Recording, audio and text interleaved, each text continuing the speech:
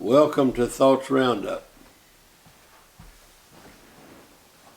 Heinston, Part 2.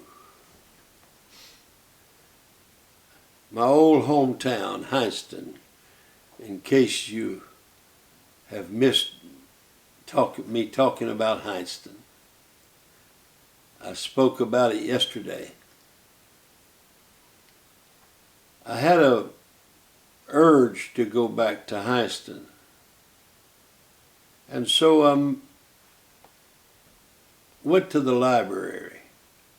You see, earlier, several years prior, my wife and I had donated a copy of our books to the library. Well, I heard from them, and I had come by one time, and they had my books. They had not put them in the shelves yet because people were wanting them so much until they just stacked them in the O.C. Marler, the John Marler stack. And that just made me feel real good that the people in my community where I was raised would want our books like that. And they just couldn't even put them on the shelves, and they had to be sure they was brought back and that sort of thing. Well, so I went back after several years, like I said, and I went to the library to see how things were going. My books and Joan's books were put in the shelves, and they just didn't look like to me there was any activity. I just had a feeling that they were not checking my books out. And so the lady in the library was a cousin. And I said, "Hey, are people checking these books out?" She said, "No, not very much. Somewhat, but not much." She said, "You want to know why?" I said, "Yes." She said, "There's nobody alive anymore that knows you." So they check them out, but it's just if they happen to find them. They don't know who you are. And she said, "I seldom ever see anybody walk in the door that I've known during that time." That kind of gives you an odd feeling to outlive everyone. I remember saying to my mother one time, I said, "Mom, give me a list of all your friends and their phone numbers so that if something was to happen to you, I could call them." She gave me 20-something names with phone numbers. And when she finally passed, there wasn't but one or two left. And I could not get a hold of but one of them. Time marches on.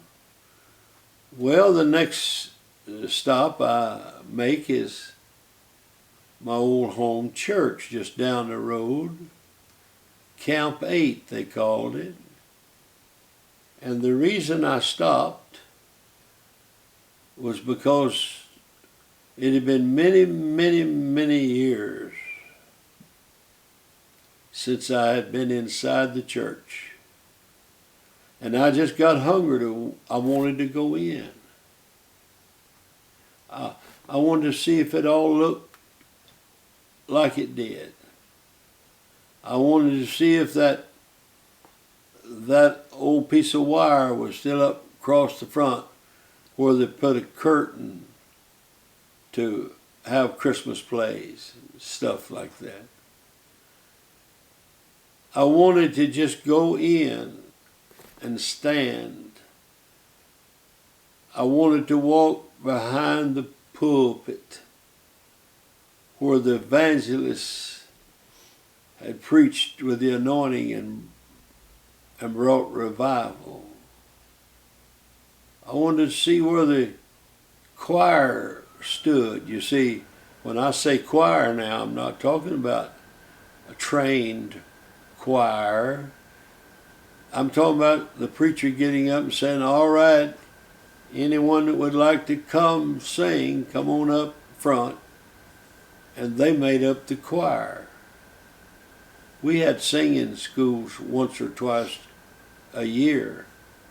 And for that age and time, our people did pretty good. I wanted to see where they all stood. I wanted to see where Clyde George sat and played his guitar. I wanted to see where Sister Pauline played her guitar from up on the platform. It had one of those metal fronts on the guitar.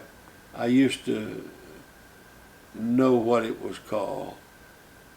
But then I wanted to go over and kneel at the altar where Brother Ed Lewis prayed 3 nights before he got the victory over his son drowning. Before he got where he could worship, I wanted to kneel right there in that spot.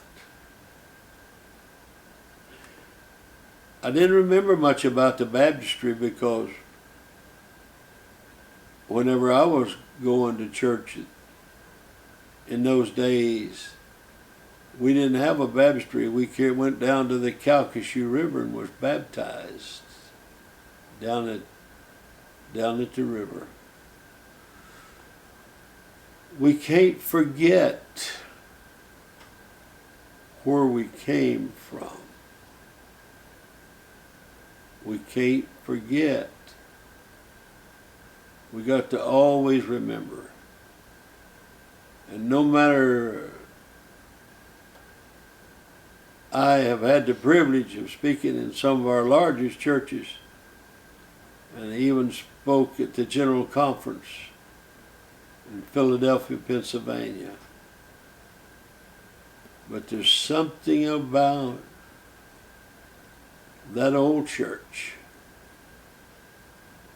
where I first saw the light, where I first felt the touch, to where the old people that I remember that are all gone, I know where they sat. I even know where on the first seat on the left-hand side facing the pulpit, my mother, which was a rather large lady, and several other rather large ladies were sitting, and I was a little boy sitting by her. And they all stood up because the preacher asked them to stand. And while they were standing, I put my finger between the crack in the seat. And whenever they all sat down, my finger was, and I started screaming, and my mother had to get up and ask them all to stand so that I could extract my finger from the crack in the seat.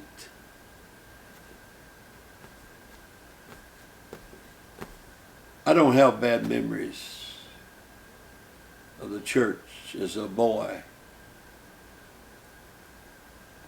I have good memories. God bless you.